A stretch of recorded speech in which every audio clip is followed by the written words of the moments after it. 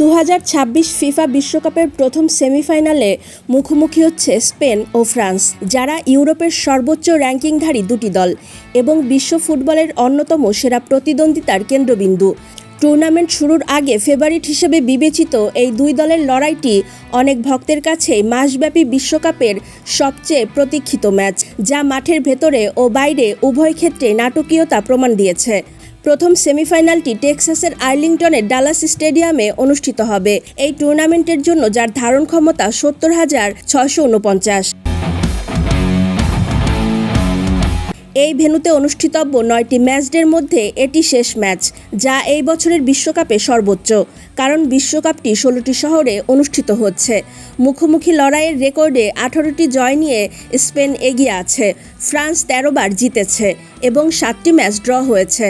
ডালাসে মঙ্গলবারের এই লড়াইটি আরও বিশেষ, কারণ ফুটবলের দুই অসাধারণ প্রতিভা একই মাঠে নামছেন, কিলিয়ান এমবাপ্পে এবং লামিন ইয়ামাল।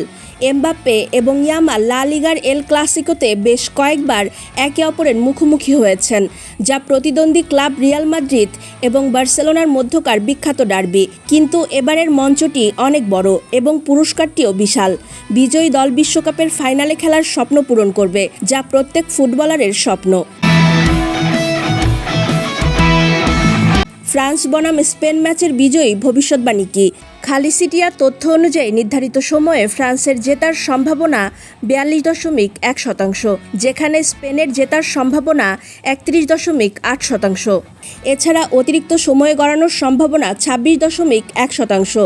এক বছরেরও বেশি সময় আগে 2025 উয়েফা নেশনস লিগের সেমিফাইনালে দুই দলের শেষ দেখা হয়েছিল, যেখানে ইয়ামালের জোড়া গোলে স্পেন পরের পর্বে যাওয়ার সুবাদে ফ্রান্সকে 5-4 গোলে পরাজিত করে। ফ্রান্সের প্রধান খেলোয়াড় কারা? এমবাপ্পে নিঃসন্দেহে এই টুর্নামেন্টে ফ্রান্সের সবচেয়ে মারাত্মক গোল করার অস্ত্র, যিনি 8টি গোল ও 3টি অ্যাসিস্ট করে গোল্ডেন বুটের দৌড়ে এগিয়ে আছেন। ওসমান দেম্বেলে 5টি গোল এবং মাইকেল ওলিসে 5টি অ্যাসিস্ট আক্রমণে দুর্দান্ত খেলেছেন।